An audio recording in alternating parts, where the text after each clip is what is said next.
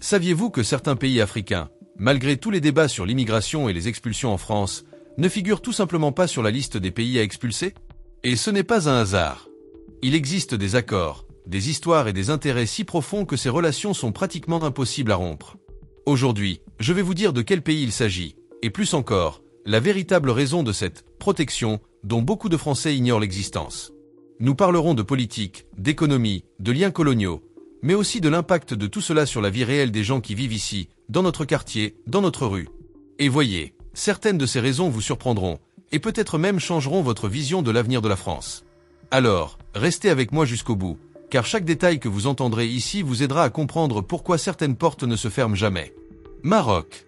Vous êtes-vous déjà demandé pourquoi, malgré tant de changements dans la législation sur l'immigration en France, certains pays semblent intouchables? Eh bien oui, et le Maroc en est un exemple flagrant. Les liens historiques et politiques entre la France et le Maroc sont si forts qu'il est pratiquement impossible d'envisager une expulsion massive de leurs citoyens. Tout commence à l'époque coloniale, lorsque la France était fortement présente en Afrique du Nord. Au fil des décennies, les liens économiques, culturels et familiaux se sont resserrés. Des milliers de Marocains sont venus travailler ici, notamment dans les années 1960 et 1970, alors que la France manquait cruellement de main-d'œuvre. Ils ont contribué à la construction de routes, de bâtiments, d'usines, et beaucoup ne sont jamais revenus. Mais ce n'est pas seulement une question d'histoire. Aujourd'hui, le Maroc est un partenaire économique et politique stratégique pour la France. Il s'agit d'accords commerciaux, de coopération militaire, d'échanges culturels et même de sécurité aux frontières. Si la France se lançait soudainement dans des expulsions massives de citoyens marocains, cela créerait une crise diplomatique majeure, affectant tous les secteurs, du tourisme au contrat de plusieurs milliards de dollars. Et il y a un autre détail que peu de gens évoquent. La communauté marocaine en France est vaste et bien établie. Des familles entières, avec enfants et petits-enfants nés ici, font déjà partie du tissu social français. Expulser ces personnes n'est pas seulement une question juridique, c'est une question sociale, politique et même morale. En fin de compte, le Maroc n'est pas seulement un pays voisin sur la carte. Pour la France, c'est presque comme un vieil ami avec qui on a une longue histoire, pleine de hauts et de bas, mais qu'on n'aurait pas de sa vie du jour au lendemain. Algérie. Parler de l'Algérie, c'est ouvrir un lourd chapitre de l'histoire de France, et, du même coup, comprendre pourquoi la déportation massive des Algériens n'est pratiquement pas à l'ordre du jour. Les relations entre la France et l'Algérie sont marquées par un passé colonial intense, douloureux et meurtri. La colonisation a duré plus de 130 ans, et la guerre d'indépendance des années 1950 et 1960 a été l'une des plus sanglantes de l'histoire moderne. Mais même après l'indépendance en 1962, les liens sont restés intacts. Au contraire, des millions d'Algériens ont continué à venir en France, attirés par le travail et la présence de leurs familles déjà installées. Aujourd'hui, la communauté algérienne est l'une des plus importantes de France. Il ne s'agit pas de petites communautés isolées, mais de familles profondément intégrées à la société française, avec des enfants, des petits-enfants et même des arrière-petits-enfants nés et élevés ici. Expulser ces personnes n'est pas seulement juridiquement compliqué, cela porte atteinte à une part importante de l'identité sociale du pays. De plus, beaucoup de gens ignorent que les accords bilatéraux signés entre la France et l'Algérie accordent aux citoyens algériens des droits particuliers pour vivre et travailler dans le pays. Ainsi, même lorsque le climat politique se tend et que les lois sur l'immigration se durcissent, ces accords constituent un obstacle empêchant toute action radicale contre cette population. Et puis il y a le poids politique. Toute tentative d'expulsion massive d'Algériens aurait un impact considérable sur les relations diplomatiques, commerciales et sécuritaires entre les deux pays. Nous parlons d'alliés stratégiques sur des questions telles que la lutte contre le terrorisme, le commerce et le contrôle des migrations en Méditerranée. En fin de compte, l'Algérie n'est pas un simple pays étranger pour la France. Elle fait partie intégrante de son histoire, pour le meilleur et pour le pire. Imaginer une France sans Algériens est donc non seulement irréaliste, mais presque comme effacer un PAN de sa propre mémoire. Tunisie. L'histoire entre la France et la Tunisie est moins sanglante que celle de l'Algérie, mais tout aussi profonde. La Tunisie a été un protectorat français pendant plus de 70 ans, jusqu'à son indépendance en 1956. Et, comme avec d'autres pays du Maghreb, cette relation ne s'est pas terminée avec la mise en berne du drapeau français. Au contraire, elle s'est transformée en un partenariat politique, économique et culturel qui perdure encore aujourd'hui. De nombreux Tunisiens ont commencé à affluer en France dans les années 1960 et 1970, principalement pour travailler dans l'industrie, le bâtiment et les services. À cette époque, le pays avait besoin de main-d'œuvre, et l'immigration tunisienne était perçue comme une partie de la solution. Aujourd'hui, des centaines de milliers de Tunisiens et leurs descendants vivent ici, répartis dans les villes, grandes et petites, dont beaucoup sont déjà français de naissance. Ce qui rend l'expulsion de cette communauté quasiment impossible est une combinaison de facteurs juridiques et politiques. Comme pour l'Algérie, des accords bilatéraux accordent aux citoyens tunisiens certains avantages pour vivre et travailler en France. Cela crée une sorte de bouclier juridique qui empêche toute mesure extrême. Autre détail important, la Tunisie est considérée par la France comme un partenaire stratégique pour contrôler l'immigration en provenance d'Afrique subsaharienne. Si ces relations devaient se détériorer, les flux migratoires à travers la Méditerranée pourraient augmenter de manière incontrôlable, une situation qu'aucun gouvernement français ne souhaite affronter. De plus, la présence culturelle tunisienne est forte. Restaurants, commerce, musique, tradition. La Tunisie est présente dans la vie quotidienne des Français bien plus profondément qu'on ne le pense. Ce qui rend toute discussion sur une expulsion massive politiquement délicate. En réalité, sur l'échiquier politique et social français, la Tunisie occupe une place qui dépasse largement la géographie. Il s'agit d'une relation de dépendance mutuelle, construite au fil des décennies, qu'aucune des deux parties n'a réellement intérêt à rompre. Sénégal. Le Sénégal est peut-être l'exemple le plus clair de la manière dont des liens historiques et stratégiques peuvent protéger un pays de toute idée de déportation massive. Cette relation remonte au XIXe siècle, lorsque la France a transformé le Sénégal en l'un des joyaux de son empire colonial en Afrique de l'Ouest. Et ce n'était pas n'importe quelle relation. Les 4 communes de Saint-Louis, Dakar, Gorée et Rufisque bénéficiaient d'un statut particulier. Leurs habitants étaient considérés comme des citoyens français, une situation inédite à l'époque. Ce lien historique a créé un lien de confiance, et dans bien des cas, de loyauté. Pendant les guerres mondiales, des milliers de Sénégalais ont combattu aux côtés de l'armée française, beaucoup perdant la vie sur des champs de bataille à des milliers de kilomètres de chez eux. Ce souvenir pèse encore lourdement, non seulement en politique, mais aussi dans l'opinion publique. Aujourd'hui, la communauté sénégalaise en France est nombreuse et extrêmement active. Nombre d'entre eux sont entrepreneurs, tandis que d'autres travaillent dans des secteurs essentiels comme les transports, les services et le commerce. Il existe des quartiers entiers où la culture sénégalaise est présente au quotidien. Musique, cuisine, langue et même célébrations religieuses. Sur le plan politique, le Sénégal est considéré comme l'un des partenaires les plus stables et les plus fiables de la France en Afrique. Il collabore en matière de sécurité, de commerce et surtout de lutte contre l'immigration irrégulière en provenance d'autres pays de la région. Rompre les liens ou lancer des expulsions massives pourrait avoir un effet domino négatif, compromettant le contrôle des frontières et la présence française en Afrique de l'Ouest.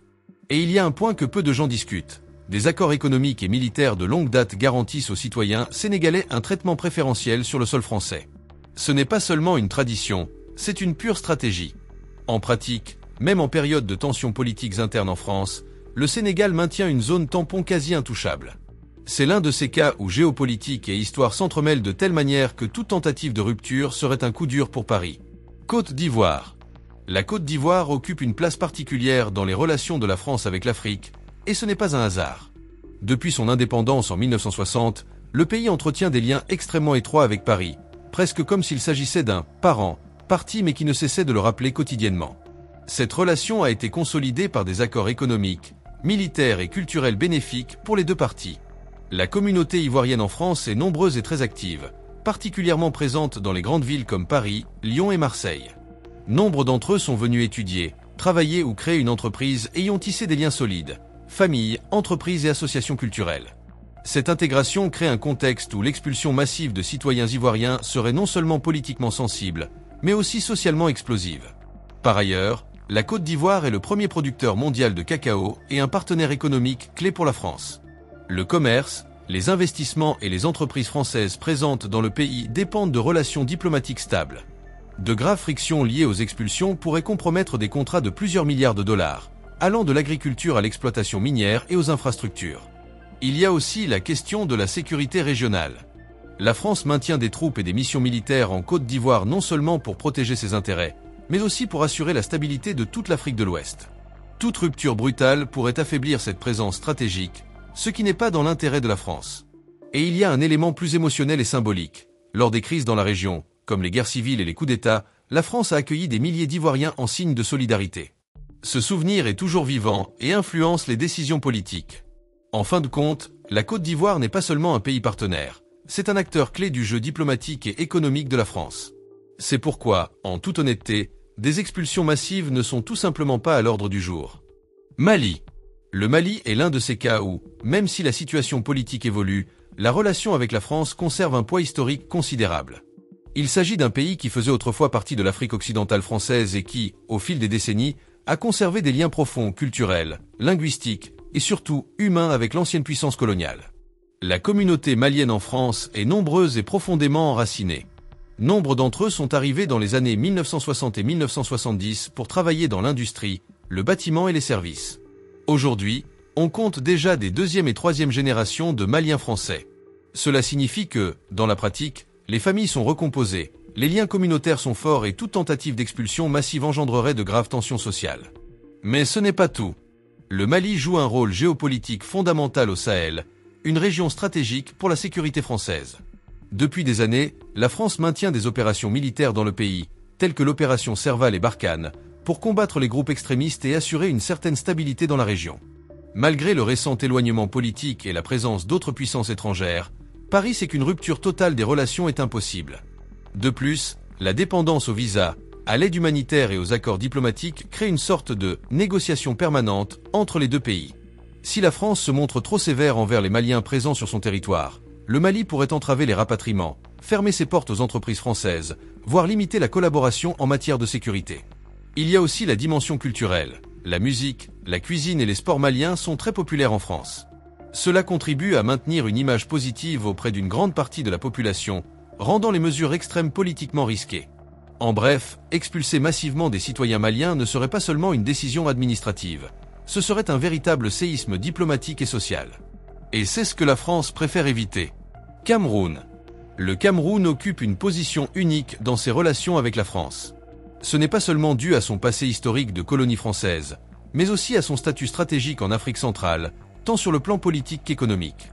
Paris sait qu'entretenir de bonnes relations avec Yaoundé est vital, ce qui a un impact direct sur le traitement des Camerounais vivant sur le territoire français. La communauté camerounaise en France est très présente, notamment dans des villes comme Paris, Lyon et Marseille. Nombre d'entre eux sont arrivés pour étudier, d'autres pour travailler, et au fil du temps, ils ont tissé des liens familiaux et professionnels solides. Une expulsion massive perturberait les familles, affecterait les secteurs qui dépendent de cette main-d'œuvre et susciterait des protestations de la part d'associations et d'organisations de défense des droits humains. Il y a aussi un fort aspect diplomatique. Le Cameroun est perçu comme un point d'équilibre dans une région marquée par l'instabilité politique. De plus, le pays dispose d'importantes ressources, pétrole, gaz et bois qui intéressent la France. Une rupture brutale due aux expulsions pourrait fermer des portes commerciales et politiques que Paris ne souhaite pas perdre. Sans oublier le facteur culturel. Football, musique, gastronomie. Le Cameroun est très présent dans la vie culturelle française. Des joueurs, artistes et intellectuels camerounais de renom ont contribué à forger une image positive du pays dans l'imaginaire populaire. De ce fait, les mesures radicales contre la communauté sont non seulement impopulaires, mais aussi politiquement dangereuses. En pratique, il s'agit d'un jeu d'intérêt personnel. La France garde ses portes ouvertes pour assurer la continuité du dialogue et de la coopération. C'est pourquoi, même en temps de crise, l'idée d'expulser massivement des citoyens camerounais n'est qu'un vœu pieux. Lorsqu'il s'agit d'agir, les relations stratégiques prennent le dessus. Niger. Le Niger est un cas que beaucoup connaissent en France, mais peu en comprennent véritablement l'importance stratégique. Ce n'est pas seulement un pays africain ayant des liens historiques avec Paris, c'est un partenaire crucial sur des questions qui vont bien au-delà de l'immigration. Pour commencer, le Niger est l'un des principaux fournisseurs d'uranium de la France. Et cet uranium est un atout majeur. Il alimente les centrales nucléaires françaises, qui produisent une grande partie de l'électricité du pays. Autrement dit, si les relations avec le Niger se détériorent, la facture d'électricité moyenne d'un Français pourrait augmenter. C'est une raison suffisante pour que Paris se montre extrêmement prudent quant au traitement des Nigériens vivant sur son territoire. Par ailleurs, le Niger occupe une position géographique stratégique dans la lutte contre le terrorisme et les trafics au Sahel. Les forces françaises ont longtemps utilisé le Niger comme base pour des opérations militaires contre des groupes extrémistes. Toute friction diplomatique pourrait compromettre cette coopération sécuritaire. Il y a aussi la question humanitaire. De nombreux citoyens nigériens en France ont fui les conflits, l'instabilité et de graves crises économiques. Expulser massivement ces personnes non seulement ternirait l'image internationale de la France, mais pourrait aussi susciter des critiques internes, notamment de la part des associations, des ONG et des partis politiques plus sensibles aux questions de droits humains. Et, comme dans d'autres pays africains, il existe une communauté nigérienne déjà profondément intégrée à la vie française. Les jeunes étudient, les familles travaillent et paient des impôts, les entrepreneurs créent des emplois. Rompre avec cela n'apporterait aucun bénéfice concret au gouvernement français. En pratique, le Niger représente une équation délicate. ressources vitales, sécurité stratégique et liens humains. Par conséquent, malgré les discours sur un durcissement des politiques migratoires, la France sait qu'elle ne peut se permettre de tourner complètement le dos à ce partenaire. Après avoir entendu tout cela, il apparaît clairement que la relation de la France avec ces 8 pays africains va bien au-delà de la politique migratoire. Il s'agit d'histoire, d'économie, de sécurité, d'énergie et, surtout, de personnes. Des personnes qui vivent, travaillent et façonnent le quotidien de ce pays. La grande question est désormais, le gouvernement français maintiendra-t-il cette position dans les années à venir ou assisterons-nous à des changements inattendus? L'avenir pourrait nous réserver des surprises, et les mieux informés en sortiront toujours gagnants. Alors, si vous souhaitez continuer à recevoir des analyses claires et directes, avec des informations que vous ne voyez pas à la télévision, abonnez-vous dès maintenant à la chaîne et activez la cloche de notification. Ainsi, vous ne manquerez aucune vidéo à venir, car celles à venir changeront encore davantage votre regard sur la France et le monde.